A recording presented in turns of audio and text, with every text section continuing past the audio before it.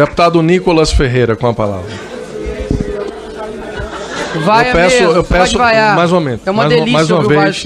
Eu peço respeito aos parlamentares. Pode deixar, presidente, pode deixar.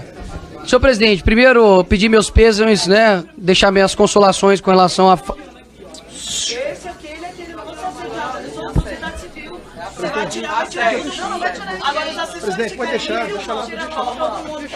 Estranho. Você lá atrás de mim, ficar me filmando. Outros dois não. Eu peço, olha, eu já falei a terceira vez que eu falo. Os manifestantes aqui, pelo amor de Deus. O que? Tá. Presidente, não se pode invadir a privacidade, não se pode filmar quem quer que seja sem autorização da pessoa.